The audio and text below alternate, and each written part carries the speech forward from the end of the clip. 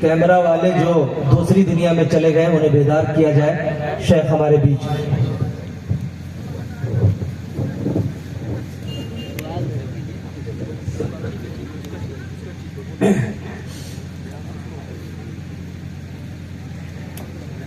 السلام علیکم ورحمۃ اللہ وبرکاتہ. الحمد للہ نحمده ونستعينه ونستغفره ونعوذ بالله من شرور أنفسنا ومن سيئات أعمالنا من يهده الله فلا مضل له ومن يضلل فلا هادي له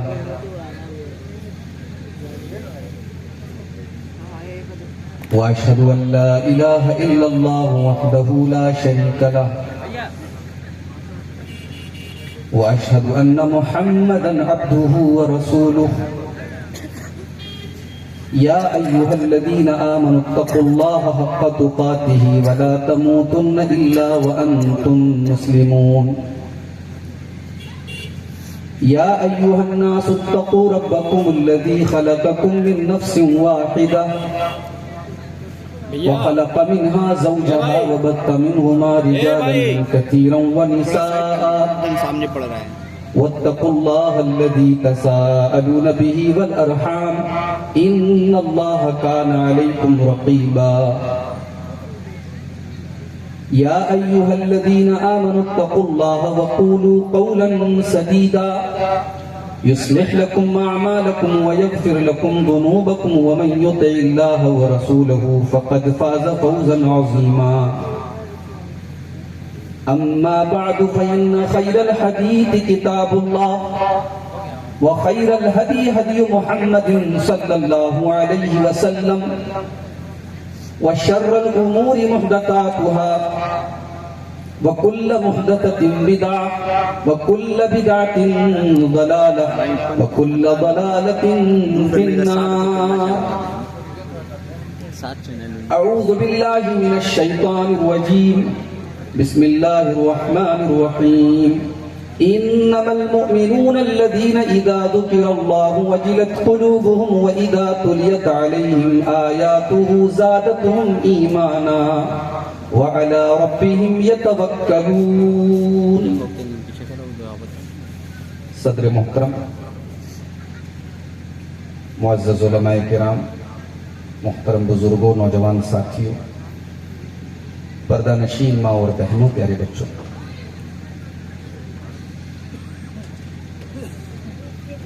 سورہ انفال کی دوسری آیت آپ کے سامنے تلاوت کی گئی.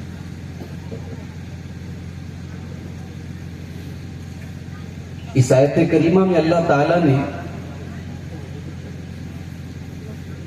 ایمان والوں کی 3 پہچان بتائی. بھائی ہم سب کا بھی یہ دعویٰ ہے کہ ہم ایمان والے ہیں، لیکن یہ آیت کریمہ حصر کے ساتھ لمیٹیڈ کر رہی ہے کہ سب لوگ جو مومن ہونے کا دعویٰ کرتے ہیں وہ مومن نہیں ہے. مومن کون ہے؟ اللہ نے مومن کی 3 صفات اس آیت کے اندر بیان کی ہے، اور آج کی میری تقریر انہی 3 صفات پر. انما المؤمنون الذين اذا ذكر الله وجلت قلوبهم. مومن تو وہ لوگ ہیں کہ جب اللہ کا نام ان کے سامنے لیا جائے تو ان کے دل کانپ جائیں. دل کانپتا ہے نا؟ اللہ کا نام لیا جائے تو دل کانپ جائے، آنکھوں سے آنسو بہنے لگے، دل کے اندر شرمندگی کا احساس ہونے لگے، اپنے پاپ یاد آنے لگے، اپنے گناہ یاد آنے لگے، اللہ کی نافرمانیاں یاد آنے لگے. انما المؤمنون الذين اذا ذكر الله وجلت قلوبهم، مومن تو وہ لوگ ہیں جب اللہ کا نام ان کے سامنے لیا جاتا ہے تو ان کے دل کانپ جاتے ہیں۔ آج جمعہ کی تقریریں ہو رہی ہیں، بڑے بڑے جلسے اور کانفرنسیں بھی ہو رہی ہیں، رات کے 2-2 بجے تک ہم اور آپ قرآن و حدیث کی باتیں سن رہے ہیں، مگر دل کی دنیا نہیں بدل رہی ہے۔ کیوں نہیں بدل رہی ہے؟ قرآن کا دوسرا پارہ اٹھائیے، اللہ تبارک و تعالیٰ نے یہودیوں کا ذکر کرتے ہوئے فرمایا ثم قست قلوبكم من بعد ذلك فهي كالحجارة او اشد قسوة، اے یہودیو تم نے اللہ کی اتنی نافرمانی کی، تم نے اتنے گناہ کیے، تم نے اتنے بڑے بڑے پاپ کیے کہ تمہارے دل پتھروں سے بھی زیادہ سخت ہو گئے۔ وَإِنَّ مِنَ الْحِجَارَةِ لَمَا يَتَفَجَّرُ مِنْهُ الْأَنْهَارُ، جبکہ پتھر تو کچھ ایسے بھی ہوتے ہیں کہ پتھروں کے اندر سے ندیاں نکلنے لگتی ہیں، نہریں نکلنے لگتی ہیں۔ وَإِنَّ مِنْهَا لَمَا يَشَّقَّقُ فَيَخْرُجُ مِنْهُ الْمَاءُ، اور پتھروں کے اندر تو کچھ ایسے بھی ہوتے ہیں کہ ان کے اندر سے سوراخ ہو جاتا ہے اور پانی رس رس کر کے نکلنے لگتا ہے۔ وَإِنَّ مِنْهَا لَمَا يَهْبِطُ مِنْ خَشْيَةِ اللَّهِ، اور پتھر تو کچھ ایسے بھی ہوتے ہیں جو اللہ کے خوف سے جھک جایا کرتے ہیں۔ لیکن اے بنی اسرائیل کے لوگوں، اے یہودیوں، تم نے اللہ کی اتنی نافرمانی کی، تم نے اللہ کو اتنا ناراض کیا کہ تمہارے دل سخت ہو چکے ہیں، تمہارے دل کے اندر کوئی نرمی نہیں ہے۔ جانتے ہو دل کا آنکھ کے ساتھ بڑا گہرا تعلق ہے۔ دل کے اندر جب نرمی ہوتی ہے تب آنکھوں سے آنسو بہتے ہیں، اور دل جب سخت ہوتا ہے تو آنکھوں کے سوتے خشک ہوتے ہیں۔ اسی لیے قرآن کے 16ویں پارے میں جب اللہ تعالیٰ نے اپنے نبیوں کا ذکر کیا، اللہ نے زکریا علیہ السلام کا ذکر کیا، عیسیٰ علیہ السلام کا ذکر کیا، ابراہیم کا ذکر کیا، موسیٰ علیہ السلام کا ذکر کیا، اسماعیل کا ذکر کیا، ادریس کا ذکر کیا، نوح علیہ السلام کا ذکر کیا، بہت سارے نبیوں کا تذکرہ کرنے کے بعد اللہ نے فرمایا اذا تلیت علیہم آیات الرحمن خروا سجدا وبکیا، یہ ہمارے بندے تھے، یہ ہمارے پیغمبر تھے، یہ ہمارے رسول تھے، جب ان کے سامنے رحمان کی آیتیں پڑھی جاتی تھی، جب ان کے سامنے قرآن کی آیتیں پڑھی جاتی تھی، خروا سجدا وبکیا، تو یہ اللہ کی بارگاہ میں روتے ہوئے سجدے میں گر جایا کرتے۔ میرے پیارے ساتھیوں، آج وہی قرآن ہمارے پاس بھی موجود ہے جس قرآن کے بارے میں اللہ فرماتا ہے لو انزلنا هذا القرآن على جبل لرأيته خاشعا متصدعا من خشية الله، اگر ہم نے اس قرآن کو کسی پہاڑ کے اوپر بھی اتارا ہوتا تو پہاڑ بھی اللہ کے خوف سے چور چور ہو جاتا، پہاڑ بھی اللہ کے خوف سے ریزہ ریزہ ہو جاتا۔ قرآن تو وہی ہے، قرآن کی آیتیں تو وہی ہے، لیکن ہمارے دل بڑے کٹھور ہو چکے ہیں، ہمارے دل بڑے سخت ہو چکے ہیں، اور ہمارے دل آج اللہ کا نام سن کر کے بھی نہیں کانپتے ہیں۔ اللہ کے پیارے نبی فرماتے ہیں لا يدخل النار رجل بكى من خشية اللہ، جو انسان اللہ کے خوف سے آنسو بہاتا ہے، جس کی آنکھوں سے آنسو نکلتے اللہ کے ڈر کی وجہ سے، اللہ کے خوف کی وجہ سے، لا يدخل النار، وہ انسان جہنم کی آگ میں نہیں جائے گا، حتی یعود اللبن فی الضرع، یہاں تک کہ جانور کے تھن کا دودھ جانور کے تھن میں واپس چلا جائے، جو کہ پاسبل نہیں ہے، ممکن نہیں ہے۔ جس طریقے سے جانور کے تھن کا دودھ اس کے تھن میں واپس نہیں جا سکتا، اللہ کے خوف سے رونے والا، اللہ کی بارگاہ میں آنسو بہانے والا انسان جہنم کی آگ میں نہیں جائے گا۔ آج ہماری آنکھوں میں کبھی آنسو نہیں۔ میرے نوجوان ساتھیوں، ذرا اپنی تنہائیوں کے اوپر غور کرو کہ آج جب ہم اکیلے میں ہوتے ہیں، جب تنہائی میں ہوتے ہیں، جب ہمارے پاس ہمارا موبائل ہوتا ہے اور جیو کا انٹرنیٹ فری میں ہمارے پاس موجود ہوتا ہے، انٹرنیٹ پیک اور موبائل ملٹی میڈیا موبائل ہمارے ہاتھوں میں ہوتا ہے، اور ہم تنہائی میں ہوتے ہیں، تو ہم کیا کیا گل کھلاتے اور کیا کیا حرکتیں کرتے ہیں۔ میرے پیارے ساتھیوں، اپنی تنہائیوں کی حفاظت کرو، اپنی تنہائیوں کو اللہ کے سامنے آنسو بہانے میں صرف کرو۔ اللہ کے پیارے نبی فرماتے ہیں کل قیامت کا دن ہوگا اور اللہ اللہ کی بارگاہ میں اللہ تعالیٰ اپنے کچھ اسپیشل بندوں کو، کچھ خاص بندوں کو اپنے عرش کا سایہ دے گا. ان خاص بندوں میں ایک بندہ وہ بھی ہوگا وَرَجُلٌ ذَكَرَ اللَّهَ خَالِيًا فَفَاضَتْ عَيْنَاهُ، جو اللہ کو اکیلے میں یاد کرتا ہے. پبلک کے سامنے رو دینا، پبلک کے سامنے آنسو بہا دینا یہ کوئی کمال کی بات نہیں ہے. وَرَجُلٌ ذَكَرَ اللَّهَ خَالِيًا، وہ اکیلے میں، وہ بند کمرے میں، وہ تنہائی میں اللہ کو یاد کرتا ہے اور اس کی آنکھوں سے آنسو بہ پڑتے ہیں. آج وہ آنسو نہیں ملتے لگے. آج تو ہمارے دل اتنے سخت ہو گئے کہ قبرستان جا کر اور قبروں کو دیکھ کر اور مردوں کا حشر دیکھ کر اور اپنی آنکھوں کے سامنے لوگوں کو مرتا ہوا دیکھ کر کے بھی ہماری آنکھوں میں آنسو نہیں آتے اور ہمارے دل کی سختی میں کوئی کمی نہیں آتی. ابن ماجہ کی روایت ہے اللہ کے پیارے نبی ایک انصاری صحابی کے جنازے میں گئے ہوئے ہیں. جنازے کو قبر میں اتارا جا رہا ہے. اللہ کے پیارے نبی اپنے صحابہ کو لے کر کے ایک سائیڈ میں کنارے بیٹھے ہوئے ہیں. صحابہ آپ کو گھیر کر کے آپ کے آس پاس بیٹھے ہوئے ہیں. اللہ کے پیارے نبی خاموش ہیں، کچھ سوچ رہے ہیں، کچھ غور کر رہے ہیں. اچانک آپ کی آنکھوں سے آنسو بہنے لگتے ہیں. اتنا روتے ہیں، حدیث کے الفاظ ہیں حتی بلت سرا، آپ کے آنسوں سے وہاں کی زمین بھیگ جاتی ہے.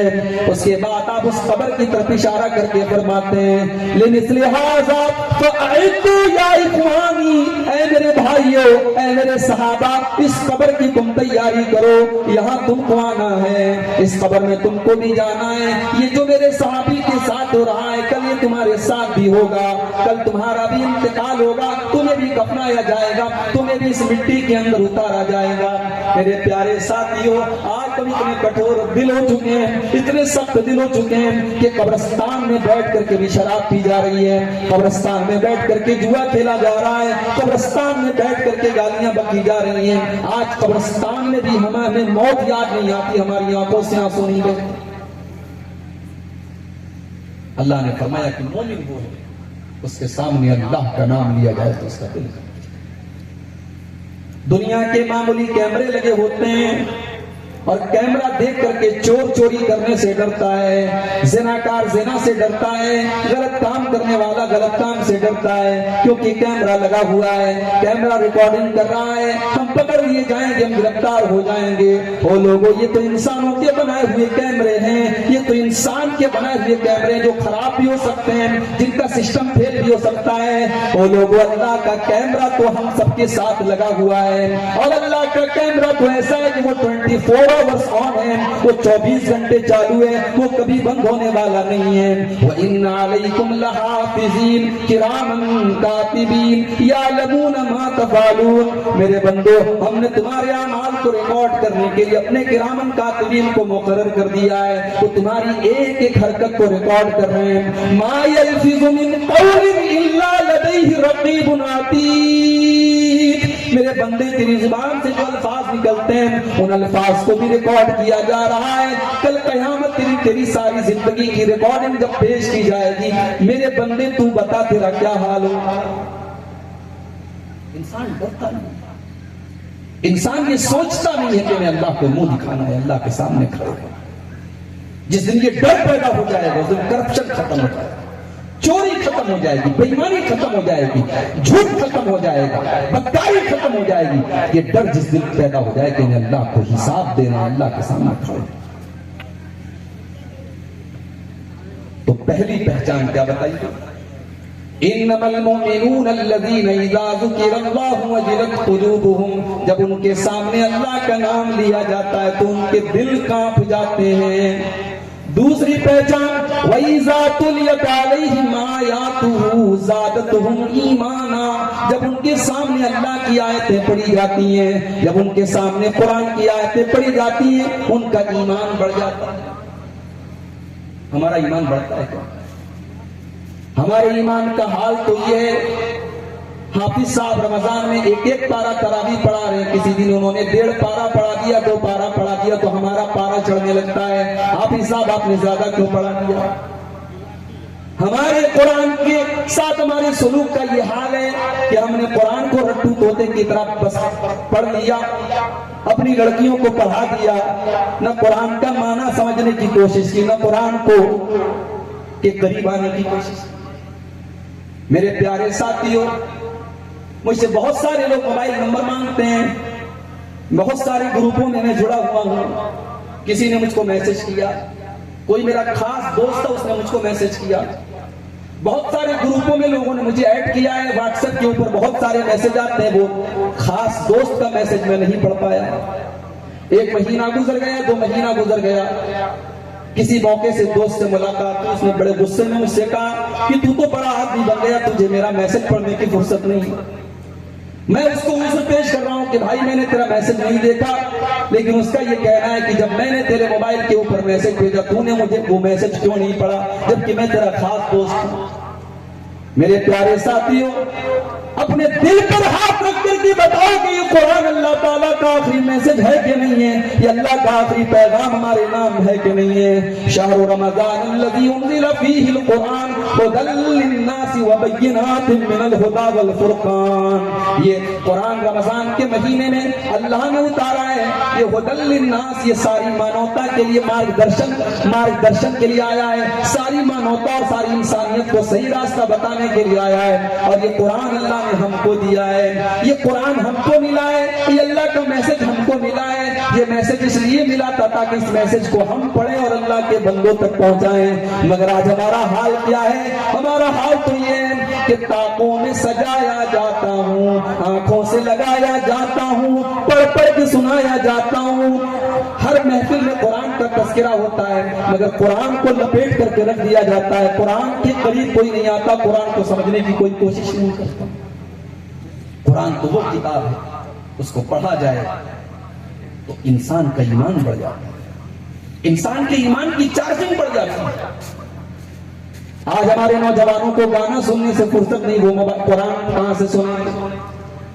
جس یوٹیوب کے اوپر وہ اپنے پسندیدہ بالی ووڈ کے گانے سنتے ہیں، اسی یوٹیوب پر وہ چاہیں تو شیخ سدیس کی تلاوت بھی سن سکتے ہیں، شیخ شریم کی تلاوت بھی سن سکتے ہیں، شیخ معاذ علی کی تلاوت بھی سن سکتے ہیں، شیخ یاسر الدوسری کی تلاوت بھی سن سکتے ہیں، بڑے اچھے اچھے قرآن ہیں، خاص طور سے جو ائمہ حرمین ہیں، اللہ اکبر، ان کے قرآن پڑھنے کا انداز بڑا پیارا ہے۔ میرے بھائیوں، اگر دل کے اندر ذرہ برابر بھی ایمان ہوگا، تم کسی اچھے قاری کی آواز میں قرآن پڑھو، تمہیں وہ سکون ملے گا، وہ پیس آف مائنڈ ملے گا، وہ پیس آف ہارٹ ملے گا جو دنیا کے کسی میوزک میں نہیں مل سکتا۔ تم نے اپنے دلوں کو میوزک سنا سنا کے مردہ کر دیا ہے۔ یہ قرآن تو وہ کتاب ہے، اللہ کے پیارے نبی کے ایک صحابی عبداللہ بن مسعود، وہ اتنا پیارا قرآن پڑھتے تھے، اتنا پیارا قرآن پڑھتے تھے کہ اللہ کے نبی کہا کرتے تھے جس کو بالکل تازہ تازہ قرآن سننا وہ عبداللہ سے قرآن سننا۔ میرے پیارے ساتھیوں، آج اس مدرسے کا پروگرام ہے، مدرسے میں بچے قرآن کے حافظ بن رہے ہوں گے، قرآن کے عالم بن رہے ہوں گے۔ آپ کے گاؤں میں کوئی انجینئر بن جائے، پورے گاؤں میں اس کا چرچا ہوتا ہے، کوئی ڈاکٹر بن جائے تو باپ بڑے فخر سے اپنا سر اٹھاتا ہے، لیکن کسی کا بچہ حافظ بن جائے، عالم بن جائے تو لوگ کوئی خاص توجہ نہیں دیتے۔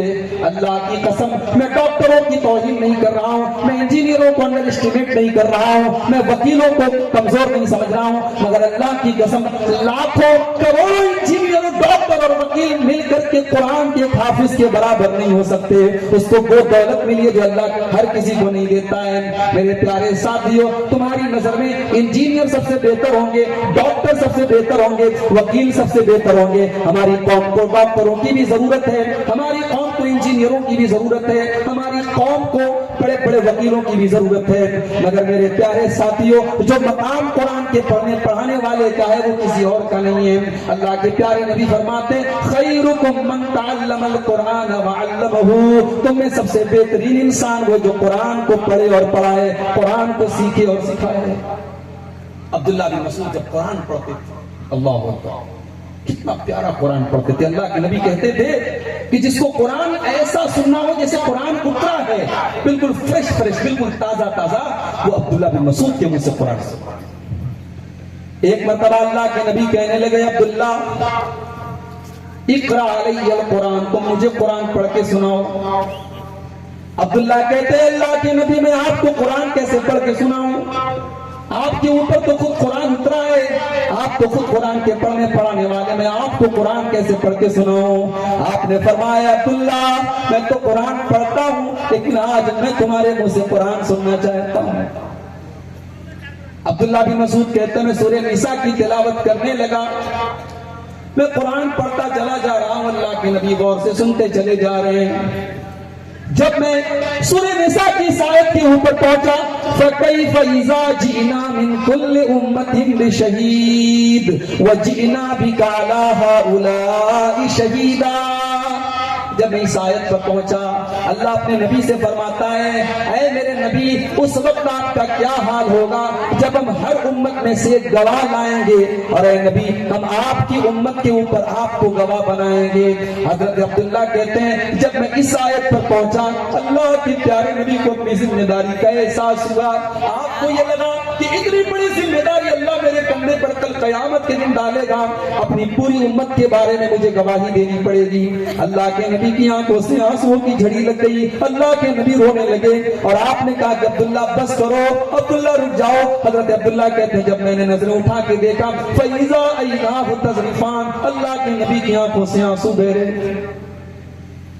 وَإِذَا تُلِيَتْ عَلَيْهِمْ آيَاتُهُ زَادَتْهُمْ ایمانا، مومن تو وہ لوگ ہیں جب قرآن ان کے سامنے پڑھا جاتا ہے تو ان کا ایمان بڑھ جاتا ہے۔ قرآن تو وہی ہے میرے بھائیوں، ہمارا ایمان کیوں نہیں بڑھتا؟ کیونکہ ہم بے ایمان ہو چکے ہیں، ہمارا ایمان اتنے کمزوری کے اسٹیج پہ جا چکا ہے کہ قرآن سے ہمارے ایمان پر کوئی اثر نہیں پڑتا۔ فضیل ابن عیاض بڑا مشہور ڈاکو تھا، لوگوں کے گھروں میں ڈاکہ ڈالا کرتا تھا، لوگوں کی عزت و ناموس پر حملے کیا کرتا تھا، لوگوں کا مال ناجائز طریقے سے کھایا کرتا تھا۔ ایک دن کسی مکان کی چھت پر کودتا ہے، اس مکان پہ ڈاکہ ڈالنے کے مقصد سے، چوری کرنے کے مقصد سے جاتا ہے۔ اس مکان میں اللہ کا کوئی بندہ رات کی تاریکی میں بیٹھ کر قرآن کی تلاوت کر رہا تھا اور اتفاق سے سورہ حدید کی آیت کریمہ پڑھ رہا تھا، أَلَمْ يَأْنِ لِلَّذِينَ آمَنُوا أَن تَخْشَعَ قُلُوبُهُمْ لِذِكْرِ اللَّهِ، اے ایمان والو کیا ابھی وہ وقت نہیں آیا کہ اللہ کا کلام سن کر کے تمہارے دل پگھل جائیں، تم صحیح سیدھے راستے پر آ جاؤ، تم سدھر جاؤ۔ أَلَمْ يَأْنِ لِلَّذِينَ آمَنُوا أَن تَخْشَعَ قُلُوبُهُمْ لِذِكْرِ اللَّهِ وَمَا نَزَلَ مِنَ الْحَقِّ، اے ایمان والو کیا قرآن سن کر کے بھی تمہارے دل نہیں پگھلیں گے؟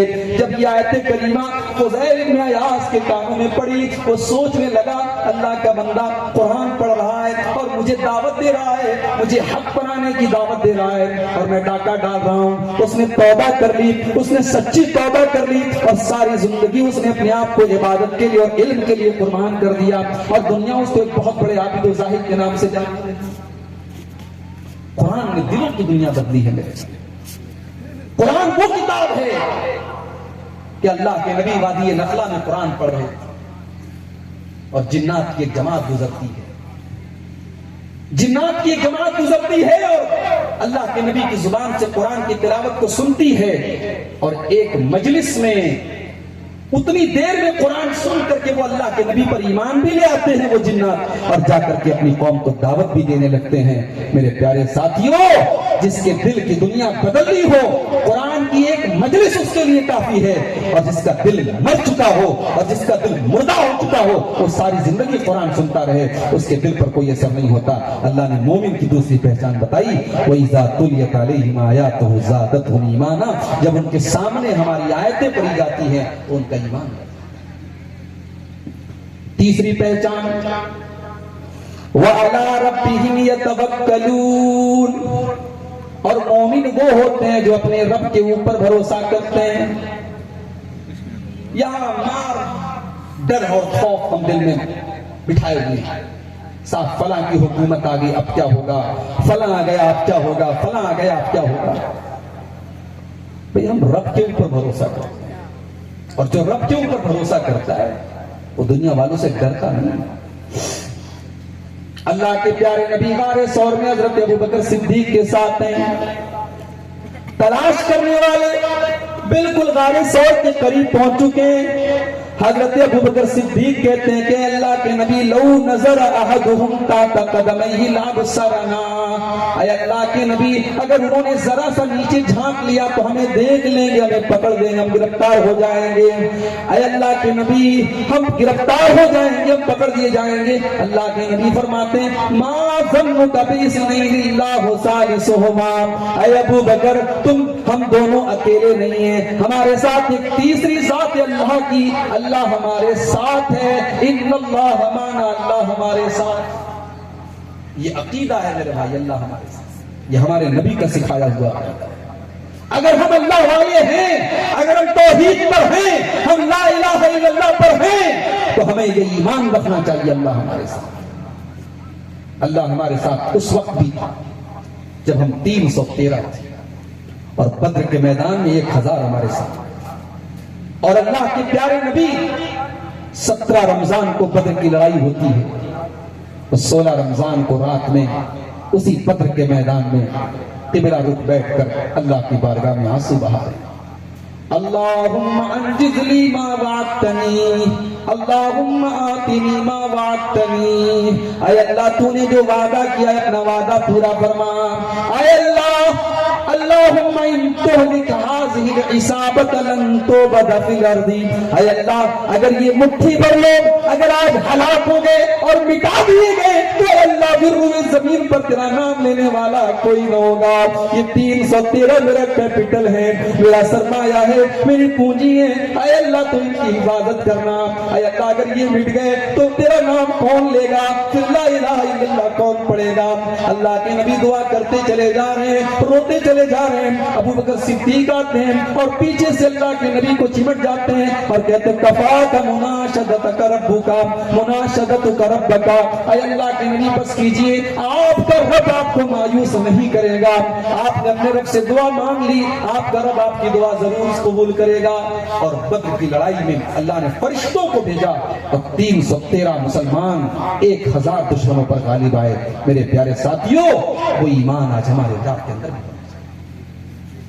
وَعَلَىٰ رَبِّهِمْ يَتَوَكَّلُونَ، مومن تو وہ ہوتے ہیں جو اپنے رب کے اوپر بھروسہ کرتے ہیں، وہ تعداد کے اوپر بھروسہ نہیں کرتے، کیونکہ کم من فئۃ قلیلۃ غلبت فئۃ کثیرۃ بإذن اللہ۔ جب اللہ کا حکم ہوتا ہے چھوٹی چھوٹی جماعتیں بڑی بڑی جماعتوں پر غالب آ جاتی ہیں۔ وہ طاقت پر بھروسہ نہیں کرتے، وہ عزت پر بھروسہ نہیں کرتے، کیونکہ وَلِلَّهِ الْعِزَّةُ وَلِرَسُولِهِ، عزت کو دینے والا اللہ ہے۔ وہ حکومت اور بادشاہوں سے نہیں ڈرتے، کیونکہ وَتُؤْتِي الْمُلْكَ مَن تَشَاءُ وَتَنزِعُ الْمُلْكَ مِمَّن تَشَاءُ، بادشاہت تو اللہ دینے والا ہے، جس کو چاہتا ہے بادشاہ بناتا ہے، جس سے چاہتا ہے چھین لیتا ہے۔ مومن اللہ کی ذات پر بھروسہ۔ موسیٰ علیہ السلام اپنے ساتھیوں کو لے کر کے جا رہے ہیں، پیچھے فرعون کا لشکر ہے، پیچھے فرعون کا لشکر ہے۔ موسیٰ کے ساتھی کہتے ہیں کہ اے موسیٰ اِنَّا لَمُدْرَكُونَ، ہم تو پکڑ دیے جائیں گے۔ اے موسیٰ سامنے پانی ہے، پیچھے فرعون ہے، بھاگیں گے تو کہاں بھاگیں گے، دائیں بائیں کوئی راستہ نہیں ہے۔ میرے پیارے ساتھیوں غور کرو کہ سچویشن کتنی نازک ہے، لیکن موسیٰ علیہ السلام کا توکل دیکھو، وہ توکل آج ہمارے اندر نہیں ہے۔ ایک بات بتاؤں، آج ہمارا نوجوان جوا کیوں کھیلتا ہے، سود کیوں کھاتا ہے، حرام کاروبار کیوں کرتا ہے؟ کیونکہ توکل نہیں ہے۔ جس کو اللہ کی ذات پر توکل ہوگا وہ حرام کمائی کی طرف نہیں جائے گا، اسے اس بات پر بھروسہ ہے کہ میرے حصے کی جو روزی ہے میرا رب مجھے ضرور دے گا۔ میں اپنی ماں کے پیٹ میں تھا، اللہ نے میری روزی لکھ دی تھی، مجھے حرام طریقہ اپنانے کی ضرورت نہیں ہے، میں حلال طریقے سے کام کروں گا، میرا اللہ مجھے روزی دے گا۔ میرے بھائیوں اسی لیے اللہ کے پیارے نبی نے فرمایا لو انکم توکلون علی اللہ حق توکلہ لرزقکم کما یرزق الطیر، کہ جیسے پرندے اللہ کی ذات پر بھروسہ کرتے ہیں اگر ویسا بھروسہ تم اللہ کی ذات پر کرو تو جیسے اللہ پرندوں کو روزی دیتا ہے وہ خالی پیٹ اپنے گھونسلے سے نکلتے ہیں اور پیٹ بھر کے واپس جاتے ہیں، اللہ تم کو بھی کبھی خالی پیٹ نہیں رکھے گا، تم کو بھی اللہ کبھی بھوکا نہیں سلائے گا، شرط یہ ہے کہ تم ویسا توکل کرو جیسے پرندے کرو۔ موسیٰ علیہ السلام کا توکل دیکھیے، ساتھیوں نے کہا کہ موسیٰ ہم تو پکڑ لیے جائیں گے۔ موسیٰ علیہ السلام کہتے کلا ان معی ربی سیہدین، نہیں ایسا نہیں ہو سکتا، میرا پروردگار میرے ساتھ ہے، میرا رب میرے ساتھ ہے، میرا اللہ میرے ساتھ ہے، وہ ضرور کوئی نہ کوئی راستہ نکالے گا۔ ابھی موسیٰ کی زبان سے یہ الفاظ نکلے تھے، اللہ نے فرمایا فَأَوْحَيْنَا إِلَى مُوسَىٰ أَنِ اضْرِب بِّعَصَاكَ الْبَحْرَ، ہم نے کہا ہے موسیٰ ذرا اپنی لاٹھی کو تم پانی کے اوپر مارو۔ حضرت موسیٰ نے لاٹھی کو پانی کے اوپر مارا، فَانْفَلَقَ فَكَانَ كُلُّ فِرْقٍ كَالطَّوْدِ الْعَظِيمِ، سمندر کے دو پھٹ ہو گئے، پانی کے دو پھٹ ہو گئے اور پانی کے اندر بیچ میں راستہ بن گیا۔ اسی راستے سے موسیٰ علیہ السلام کے ساتھیوں نے اور موسیٰ علیہ السلام نے ندی پار کر لی، دریا پار کر لیا، اور اسی راستے میں فرعون اور اس کا لشکر ڈوب گیا۔ یہ ہے اللہ کی ذات پر، اللہ کی ذات پر توکل اگر سیکھنا ہے میرے پیارے ساتھ، ابراہیم خلیل اللہ سے سیکھا۔ باپ دشمن بن گیا، پوری قوم دشمن بن گئی، اور اتنی بڑی آگ تیار کی گئی کہ پورا گاؤں جلایا جا سکتا ہے، ایک اکیلے انسان کو جلانے کے لیے اتنی بڑی آگ تیار کی۔ اور جب آگ میں ڈالا گیا موسیٰ علیہ السلام، تو حضرت ابراہیم علیہ السلام نے اس موقع پر کوئی لمبی چوڑی دعا نہیں، ان کی زبان سے بس ایک ہی جملہ نکلا، حسبی اللہ و نعم الوکیل، اللہ میرے لیے کافی ہے اور اللہ بہترین کارساز ہے، بہترین کام بنانے والا ہے۔ حضرت ابراہیم کا توکل دیکھو میرے پیارے ساتھیوں، آگ میں ڈالا جا رہا ہے، اور آگ بھی ایسی ہے کہ اس آگ میں بھسم ہو سکتے ہیں، اس آگ میں کوئلہ ہو سکتے ہیں، اس آگ میں جل سکتے ہیں، مگر آج پیشانی پر کوئی شکن نہیں ہے، دل کے اندر کوئی گھبراہٹ نہیں ہے۔ اے اللہ، اگر چلا بھی گیا تو تیری توحید کے لیے جاؤں گا، تیری ایمان کے لیے جاؤں گا۔ حسبی اللہ، جس اللہ کی توحید کے لیے میں اس آگ میں جا رہا ہوں، وہ اللہ میرے لیے کافی ہے، وہ اللہ میرے لیے کافی ہے، اور وہ اللہ بہترین کارساز ہے۔ اور اسی لیے اللہ نے ہواؤں کو نہیں بھیجا، اللہ نے بارش نہیں برسائی۔ جب حضرت ابراہیم نے اللہ کی ذات پر ایسا توکل کیا تو اللہ نے ڈائریکٹ آگ کو حکم دیا، قلنا یا نار کونی بردا وسلاما علی ابراہیم، ہم نے کہا یا آگ تو ٹھنڈی ہو جا اور سلامتی والی ہو جا میرے ابراہیم کے لیے۔ وہ آگ ابراہیم کے رونگٹے کو بھی نہیں جلاتی ہے۔ میرے پیارے ساتھیوں، ایمان والوں کی تیسری پہچان اس آیت میں اللہ نے بیان کی، وعلی ربہم یتوکلون، وہ اپنے رب کے اوپر بھروسہ کرتے ہیں۔ اب میں ایک اور حدیث سنا کر کے بات ختم کر رہا ہوں، کیونکہ وقت جو ہے وہ مجھے اجازت نہیں دے رہا، بہت لمبے سفر پہ جانا ہے، صبح کلاس بھی ہے۔ ایک آخری حدیث اس پوائنٹ کے تعلق سے، اللہ کی ذات پر توکل کے تعلق سے، یہ سن لیجئے۔ حدیث کے راوی حضرت عبداللہ ابن عباس ہیں، حدیث بخاری شریف کے اندر بھی ہے، مسلم شریف کے اندر بھی ہے۔ اللہ کے پیارے نبی فرماتے ہیں کہ میرے سامنے بہت سارے رسولوں کو اور ان کی امتوں کو پیش کیا گیا، میں نے ایسے رسولوں کو بھی دیکھا کہ ان کے ساتھ ان کے ماننے والے بہت سارے ہیں، اور میں نے ایسے رسولوں کو بھی دیکھا کہ ان کے ساتھ ان کے ایمان والے، ان کے امتی صرف 2 لوگ ہیں، 3 لوگ ہیں، کسی کے ساتھ صرف ایک آدمی ہے۔ اور میں نے ایسے نبی کو بھی دیکھا وَلَيْسَ مَعَهُ أَحَدٌ، اس کے ساتھ کوئی ماننے والا نہیں ہے۔ یعنی اس دنیا میں ایسے بھی نبی آئے کہ اس نبی کے اوپر ایمان لانے والا ان کی قوم میں کوئی نہیں تھا۔ میرے بھائیوں، آپ حق کی دعوت دیجئے، آپ قرآن و حدیث کی دعوت دیجئے، آپ توحید کا پیغام سنائیے۔ لوگ مان لیتے تو لوگوں کی بھلائی ہے، لوگ نہیں مانتے تو آپ کی محنت بیکار نہ جائے گی، آپ کی کوشش بیکار نہیں جائے گی، آپ کا ثواب بیکار نہیں جائے گا۔ ایسے بھی نبی دنیا میں آئے کہ کوئی ان کے اوپر ایمان نہیں۔ اس کے بعد اللہ کے نبی فرماتے ہیں، میں نے بہت بڑا مجمع دیکھا، میں نے بہت سارے لوگوں کو دیکھا، میں نے سمجھا کہ یہ میری امت کے لوگ ہیں، بتایا گیا نہیں، یہ موسیٰ علیہ السلام اور ان کی امت کے لوگ ہیں۔ پھر میں نے افق کی طرف دیکھا، آسمان کی طرف دیکھا، میں نے آسمان کی طرف دیکھا تو داہنی طرف بھی جدھر دیکھتا ہوں لوگ ہی لوگ نظر آ رہے ہیں، بائیں طرف دیکھتا ہوں تو لوگ ہی لوگ نظر آ رہے ہیں۔ فرمایا گیا ہذہ امتک، اے محمد صلی اللہ علیہ وسلم، یہ آپ کی امت کے لوگ ہیں، اور آپ کی امت کے جو یہ لوگ آپ کو نظر آ رہے ہیں، ان کے علاوہ آپ کی امت میں 70,000 ایسے لوگ ہوں گے جو بغیر حساب کے اور بغیر عذاب کے جنت میں جائیں گے۔ نہ تو ان کا کوئی حساب ہوگا اور نہ ان کو 1 منٹ کے لیے بھی عذاب ہوگا، وداؤٹ عذاب اور وداؤٹ حساب، نہ عذاب ہوگا نہ حساب ہوگا، ان کو ڈائریکٹ جنت میں داخل کیا جائے گا۔ ایسے لوگ 70,000 ہوں گے آپ کی امت۔ اتنا بیان کر کے اللہ کے پیارے نبی اپنے کمرے میں چلے گئے۔ اب صحابہ کرام آپس میں ڈسکس کر رہے کہ یہ کون لوگ ہو سکتے ہیں 70,000۔ کچھ صحابہ نے کہا یہ وہ لوگ ہیں جو اسلام کی حالت میں پیدا ہوئے، جنہوں نے کبھی زندگی میں شرک نہیں کیا۔ ہم لوگ تو نہیں ہو سکتے، ہم لوگوں نے تو شرک بھی کیا تھا، ہم لوگ تو بعد میں ایمان لائے۔ ہماری آنے والی جو نسلیں ہیں جو اسلام کی حالت میں پیدا ہوں گی وہ لوگ مراد۔ کچھ صحابہ نے کہا نہیں، اس سے وہ لوگ مراد ہیں جو اللہ کے نبی کے ساتھی ہیں، آپ کے صحابہ ہیں، وہ مراد ہیں۔ الگ الگ اوپینین ہے، الگ الگ خیالات ہیں صحابہ۔ اللہ کے پیارے نبی اپنے کمرے سے واپس آئے۔ کیا بات ہے، کیا ڈسکس ہو رہا ہے، کیا گفتگو ہو رہی ہے؟ اے اللہ کے نبی، آپ نے 70,000 لوگوں کا تذکرہ کیا ہے، بس اسی پر بات ہے۔ اللہ کے پیارے نبی نے فوراً وضاحت کر دی۔ آپ نے فرمایا هُمُ الَّذِينَ لَا يَسْتَرْقُونَ وَلَا يَتَطَيَّرُونَ وَلَا يَبْتَغُونَ وَعَلَىٰ رَبِّهِمْ يَتَوَكَّلُونَ۔ 70,000 لوگ جو بغیر حساب و کتاب کے جنت میں جائیں گے، ان کی پہلی پہچان وہ رقیہ نہیں کرواتے، وہ جھاڑ پھونک نہیں کرواتے۔ ارے مولوی صاحب، ہمارے گاؤں میں تو بہت جھاڑ پھونک ہوتا ہے۔ کسی بچے کو نظر لگ گئی، کوئی گاؤں کے امام صاحب کے پاس آتا ہے، وہ جھاڑ پھونک کرتے ہیں، قرآن کی آیتیں پڑھ کے دم کرتے ہیں، اللہ کے رسول کی دعائیں پڑھ کے دم کرتے ہیں۔ وہ دم جائز ہے، کوئی حرج کی بات نہیں۔ قرآن و حدیث سے جو دعائیں ثابت ہیں اور قرآن کی جو آیتیں ہیں ان کو پڑھ کے دم کیا جا سکتا ہے۔ اگر نظر لگ جائے تو، اگر جادو کا اثر ہے تو، اور کسی جنات وغیرہ نے پریشان کر رکھا ہے تو رقیہ کرنا جائز ہے، دم کرنا جائز ہے۔ پھر اس حدیث کا کیا مطلب ہے کہ وہ دم نہیں کرواتے ہیں؟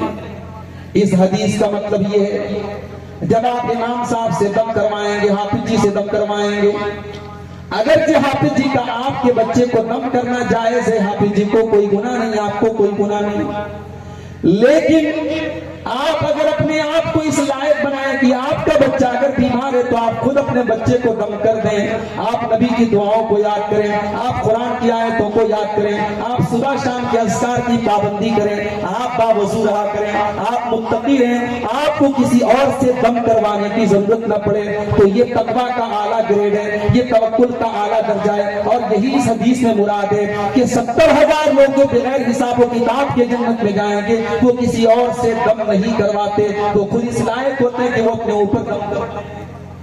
اب بات سمجھ میں آئی؟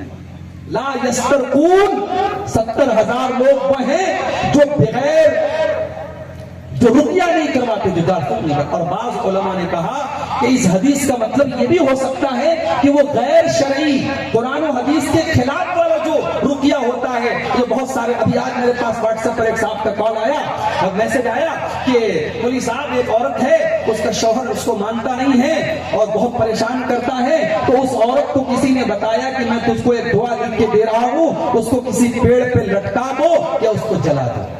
میں نے کہا بھائی صاحب، دعائیں پڑھی جاتی ہیں، دعائیں لٹکائی نہیں جاتی۔ ڈاکٹر آپ کو کبھی سیرپ دیتا ہے تو ڈاکٹر کبھی یہ بولتا ہے کہ جاؤ یہ کیپسول لے کے جاؤ گلے میں لٹکا دو؟ کبھی نہیں بولتا۔ ڈاکٹر کہتا ہے یا تو انجیکشن کے ذریعے آپ کے بدن میں ڈالے گا یا دوا پینے کو دے گا۔ قرآن کریم کے اندر شفا ہے، مگر قرآن کا پڑھنا شفا ہے، قرآن کا پڑھ کر کے دم کرنا شفا ہے، قرآن کا لٹکانا شفا نہیں ہے۔ اور میں نے کہا یہ سب شیطانی عمل ہے کہ دعا لکھ کر کے دے گا اور اس کو جلا دو۔ میں نے کہا جلانے ولانے سے کوئی، یہ سب واحد بات ہے، فالتو۔ تو آج یہ ہو رہا ہے، کتنے لوگ ہیں غیر شرعی طریقے سے وہ کاغذ پہ لکھ کے دیتے، کہتے مریض کو پلا دو، اور کاغذ پہ دیکھو کیا لکھا ہے، 786 9211 35 420، یہ سب لکھا رہتا ہے، تو پھر اس کاغذ کو وہ پلا دیتے ہیں۔ یہ طریقہ غلط ہے اور یہ اس حدیث میں مراد ہے کہ غیر شرعی طریقے سے جو لوگ جھاڑ پھونک کرواتے ہیں، 70,000 لوگ اس سے پاک ہیں جو بغیر حساب و کتاب کی جنت میں جائیں۔ دوسری پہچان ولا یتطیرون، 70,000 لوگ جو بغیر حساب و کتاب کے جنت میں جائیں گے، وہ بدشگونی نہیں کرتے، کسی چیز کو منحوس نہیں سمجھتے۔ ڈرائیور گاڑی چلا رہا ہے، بلی نے راستہ کاٹ دیا، ڈرائیور نے بریک مار دیا، کیوں صاحب؟ ارے بلی نے راستہ کاٹ دیا۔ یعنی بلی ڈیسائیڈ کرے گی مجھے گاڑی چلانا چاہیے نہیں چلانا چاہیے۔ عرب میں کیا کرتے تھے، سفر میں جانے کے پہلے پرندہ اڑاتے تھے، پرندہ دائیں اڑا تو سفر کرتے تھے، پرندہ بائیں اڑا تو نہیں کرتے۔ اسلام نے ان تمام چیزوں کو ختم کیا میرے گھر۔ آج بھی بہت سارے لوگ محرم میں شادی نہیں کرتے. کیوں صاحب؟ محرم غم کا مہینہ ہے. کیوں غم کا مہینہ ہے؟ کہتے ہیں نبی کے نواسے شہید ہوئے. ارے اللہ کے بندے، کون سا ایسا مہینہ ہے جس میں کوئی نہ کوئی شہید نہ ہوا؟ ربیع الاول میں ہمارے نبی کا انتقال ہوا. محرم کی 1 تاریخ کو حضرت عمر کی شہادت ہوئی. ذی الحجہ کی 18 تاریخ کو عثمان غنی کی شہادت ہوئی. رمضان کی 21 تاریخ کو حضرت علی کی شہادت ہوئی. تم کون سے مہینے میں غم مناؤ گے؟ اور کون سا ایسا مہینہ ہے جس میں نبی کا کوئی صحابی اور نبی کا کوئی چاہنے والا شہید نہ ہوا؟ کسی کی شہادت اور کسی کی موت سے کوئی مہینہ غم کا مہینہ نہیں. اسلام کا یہ کانسیپٹ نہیں ہے، اسلام کا یہ تصور نہیں ہے. اسلام تو اتنا بہترین دین ہے. اللہ کے نبی کے بچے ابراہیم کا انتقال ہوتا ہے، اور جس دن انتقال ہوتا ہے اسی دن سورج میں گرہن لگ جاتا ہے. اللہ کے نبی جب خطبہ دیتے ہیں، گرہن کی نماز پڑھانے کے بعد آپ خطبہ دیتے ہیں تو خطبے میں کہتے ہیں او لوگو ان الشمس والقمر آیتان من آیات اللہ، یہ سورج اور چاند اللہ تعالیٰ کی 2 نشانیاں ہیں. لا ينکسفان لموت احد، ان میں گرہن لگنے سے کسی کی موت کا کوئی تعلق نہیں ہے. تم یہ مت سمجھو کہ میرے بچے کی موت ہوئی اس لیے سورج میں گرہن لگا ہے. اسلام تو وہ دین ہے جو بدعقیدگی کا خاتمہ کرتا ہے. میرے بھائیوں، کسی مہینے کو منحوس سمجھنا، کسی تاریخ کو منحوس سمجھنا، کسی دن کو منحوس سمجھنا. سورج گرہن لگتا ہے، بہت سارے لوگ گھر میں کام نہیں کرتے، عورتوں سے کہتے کچن میں مت جاؤ، کوئی کام مت کرو. کیوں صاحب؟ کام کرو گی تو نقصان ہو جائے گا. ٹھیک ہے، گرہن لگا ہے، اتنی دیر آپ اللہ کا ذکر کریں، نماز پڑھیں، یہ ثابت ہے. لیکن کوئی کام نہ کیا جائے، اس کا کوئی ثبوت نہیں ہے. بعض گھروں میں دیکھا گیا کہ جو حاملہ عورتیں ہوتی ہیں ان کو سختی سے منع کیا جاتا ہے، خبردار مکان کی چھت پر مت جانا، تم گرہن لگا ہوا ہے. حالانکہ گرہن لگنے سے کسی حاملہ عورت کو کوئی نقصان نہیں ہے. ہاں، گرہن لگا ہو تو ڈائریکٹ آنکھ سے دیکھنا سورج کو وہ نقصان دہ ہے. سائنس کے حساب سے اس کا الگ سے چشمہ آتا ہے، تو چشمہ لگا کر کے سورج کو دیکھنا چاہیے. تو ولا یتطیرون، 70,000 لوگ جو بغیر حساب و کتاب کے جنت میں جائیں گے، وہ کسی چیز کو منحوس نہیں سمجھتے. اور تیسری پہچان ان کی کیا ہے؟ ولا یکتبون، وہ دغوا کر کے علاج. عرب میں طریقہ تھا ایک علاج کا کہ بدن میں اگر کہیں زخم ہوتا تھا تو آپ کے ذریعے اس کو داغتے تھے. یہ علاج کا طریقہ جائز تھا، مگر اللہ کے نبی نے فرمایا میں اس کو پسند نہیں کرتا، شریعت میں اس کو اچھا نہیں کہا گیا ہے. تو جو 70,000 لوگ بغیر حساب و کتاب کے جنت میں جائیں گے، وہ اس طریقے سے جو دغوا کر کے علاج کیا جاتا ہے وہ طریقہ نہیں اپناتے ہیں. وَعَلَىٰ رَبِّهِمْ يَتَوَكَّلُونَ، اور وہ اپنے رب کے اوپر بھروسہ کرتے ہیں. میرے پیارے ساتھیوں، مومن کی یہ 3 پہچان جو اس آیت میں بتائی گئی، میں امید کرتا ہوں کہ ہم ان 3 پہچان کو، ان 3 چیزوں کو اپنے اندر پیدا کرنے کی کوشش کریں گے. ہم اپنے دل کو خوف الہی سے آباد کریں گے. قرآن کی آیتوں کو جب پڑھا جائے تو ہم اس کو غور سے سنیں گے تاکہ ہمارے ایمان میں اضافہ ہو، اور ہم قرآن کو پڑھنے کی اور سمجھ کر کے پڑھنے کی کوشش کریں گے. اور ہم اللہ تعالیٰ کی ذات پر جو توکل ہونا چاہیے وہ توکل اپنے اندر پیدا کرنے کی کوشش کریں گے. اللہ سے دعا ہے رب العالمین یہ 3 صفات ہم سب کو اپنے اندر پیدا کرنے کی توفیق عطا فرمائے.